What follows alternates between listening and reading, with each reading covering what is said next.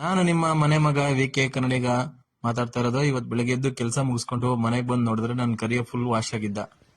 ನಮ್ಮ ಹುಡ್ಗನ್ ಬಿಟ್ಟು ಕ್ಲೀನ್ ಮಾಡಿಸ್ಕೊಂಡು ಮತ್ತೆ ತರಬೇಕಂದ್ರೆ ಗಾಡಿ ಊರಿಗೆ ಬರೋಣ ಅಂತ ನಮ್ ಕರೀನ್ ಕಂಡ್ರೆ ಇಷ್ಟನೇನಾ?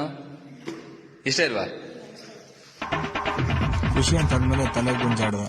ತಿರುಗಿ ಮತ್ತೆ ಹೆಲ್ಮೆಟ್ ಕೊಟ್ಟೆ, ಹೆಲ್ಮೆಟ್ ಹಾಕೊಂಡು ಹೋಗಂತ. ಎಲ್ಲಾ ಪ್ರತಿಯೊಬ್ಬರನ್ನು ಹೆಲ್ಮೆಟ್ ಬಳಸಿ, ತುಂಬಾ ಆಕ್ಸಿಡೆಂಟ್ ಆಗೋ ಕಾರಣದಿಂದ ಎಲ್ಲ ಬಳಸಬೇಕು ರೋಡಲ್ಲಿ ಹೋಗ್ಬೇಕಾದ್ರೆ. ಹಂಗೆ ಮುಗಿಸ್ಕೊಂಡು ಮತ್ತೆ ರೈಡ್ ಮಾಡ್ಕೊಂಡು ನಮ್ಮ ಊರಿಗೆ ಅಂತೂ ಇಂತೂ ಬಂದೆ. ಬಂದ ತಕ್ಷಣ ಸ್ನಾನ ಮಾಡ್ಕೊಂಡು ಪಂಕಾಗಿ ರೆಡಿಯಾಗಿ ಮತ್ತೆ ಈಚೆಗೆ ಬಂದೆ. ಈಚೆ ಬಂದ್ರೆ ನಮ್ಮಮ್ಮ ನೋಡಿದ್ರೆ ಈಗಲೇ ಪ್ಲಾನ್ ಹಿಡ್ಕಕ್ ಕೂತಿದ್ರು.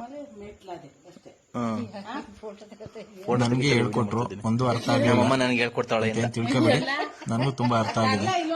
ಇದನ್ನ ಮುಗಿಸ್ಕೊಂಡು ಊಟ ಆಯ್ತು. ದೇವಸ್ಥಾನದಲ್ಲಿ, ನಮ್ಮ ದೇವಸ್ಥಾನ ಓಪನ್ ಆಗಿತ್ತು, ಹೊಸ ದೇವಸ್ಥಾನ ನೋಡಿ. ಎಲ್ಲ ತುಂಬಾ ಜನ ಬಂದಿದ್ದಾರೆ ನಮ್ಮೂರಲ್ಲಿ ಊಟಕ್ಕೆ ಅಂತಾನೆ. ಊಟಕ್ಕೆ ಅಂತ ವೆಯ್ಟ್ ಮಾಡ್ತಾ ಇದ್ದ. ಹಂಗೆ ಇಲ್ಲೊಂದು ಗಲಾಟೆ ನಡೀತಿತ್ತು ಅಂತ ಬಂದ್ ನೋಡಿದ್ರೆ ಇಲ್ಲಿ ಏನೋ ಮಾಡ್ತಿದ್ದಾರೆ. ನನ್ಗಂತೂ ಗೊತ್ತಾಗ್ಲಿಲ್ಲ. ನಿಮ್ಗೆ ಯಾರು ಗೊತ್ತಾಗಿದ್ರೆ ಕಾಮೆಂಟ್ ಹಾಕಿ ನೋಡೋಣ. ಹಂಗೆ ಊಟ ರೆಡಿ ಆಗಿದ್ರಿಂದ ಊಟಕ್ಕೆ ಬಂದು ಕುತ್ಕೊಂಡು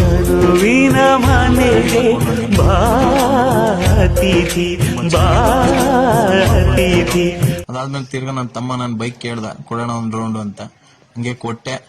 ಆದ್ರೂ ಜಾಸ್ತಿ ಇತ್ತು, ಚೆನ್ನಾಗಿಲ್ಲ ಅಂತ ಅನ್ಬಿಟ್ಟ.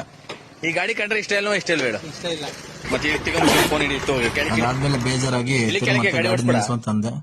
ಅದ್ರ ತಮ್ಮ ಏನ್ ಮಾಡಕ್ಕಾಗಲ್ಲ ಅಂದ್ಬಿಟ್ಟು ಕೊಟ್ಟೆ. ಇದೆ ನೋಡಿ ನಮ್ಮೂರು ಎಷ್ಟು ಚೆನ್ನಾಗಿದೆ ಅಂತಂದ್ರೆ ತುಂಬಾ ಚೆನ್ನಾಗಿದೆ ನಮ್ಮೂರು. ಯಾರು ಈ ಕಡೆ ಬಂದ್ರೆ ನನ್ನ ಮೀಟ್ ಮಾಡಕ್ಕೆ, ಖಂಡಿತವಾಗ್ಲೂ ನನ್ನ ಮೀಟ್ ಮಾಡಕ್ ಬಂದ್ರೆ ಕಾಲ್ ಮಾಡಿ ನನ್ನ ನಂಬರ್ಗೆ.